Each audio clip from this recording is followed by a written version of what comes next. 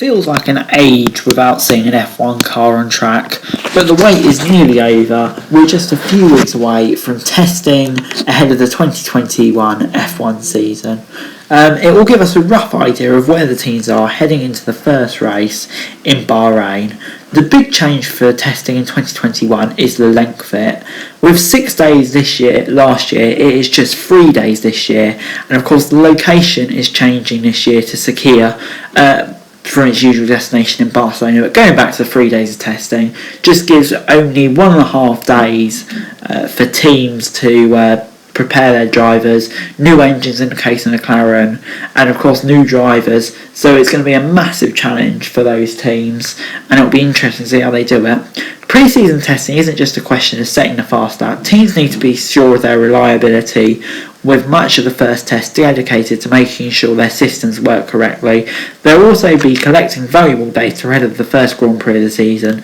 There's also that matter of checking the real world data correlates with what they've seen in their simulations, a vital factor in developing a car over the course of the season. The data is collected using a multitude of sensors and devices such as aero rates and flow-vis paint. For the drivers, of course, it's an exercise in learning their new machine from top to bottom and providing vital feedback to engineers and its handling of performance. Rewind 24 months and Ferrari were the top of the charts in testing, and with many expecting them to be the top car going into Melbourne, but of course it couldn't be more wrong, and Mercedes ended up winning the first 8 races with 5 1-2s, so it's not necessarily the fastest team in testing will win. There will always be suspicions of sandbagging, and teams don't actively diminish the performance of their car to disguise their place. The glory run, on the other hand, when a team runs a car on low fuel and softest tyre, can propel a black marker up the chart on testing. Teams release a schedule of who's set to drive their F1 cars each day, though the lineups can change. In 2019, 21 drivers took place in the test as Pietro Fittipaldi got a drive. And we've seen that multiple times before with reserve drivers such as Robert Kubica getting a test. There's no prescribed limits, only red flags, reliability and poor weather can stop play, otherwise the drivers can go around as much as they want, with Lewis Hamilton completing over 638 laps in 2019 testing on day 8. Bloody hell, imagine that.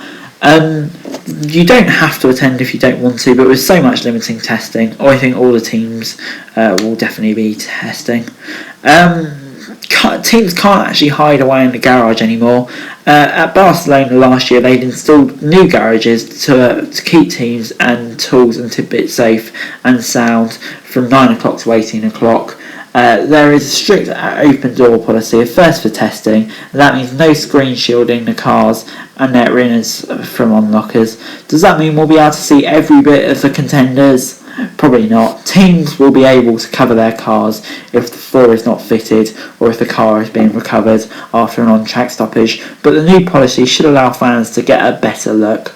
Drivers probably do get bored with testing if we're being honest. With only one car per team, at least one driver is always on the sidelines, while if the team has issues with that car, that could mean long hours for the drivers to wait while it's fixed. Even if everything's running perfectly, drivers can then have their patience tested just by the constant lapping of Barcelona or Bahrain this year. Anyway guys, that's it for this video. Thanks very much for watching. Remember to like, share, subscribe, let me know your thoughts in the comments down below. Remember to follow me on Twitter, link in the description below for daily F1 news, and subscribe to my other channels on screen right now. That would be greatly appreciated. Thanks very much for watching. Peace.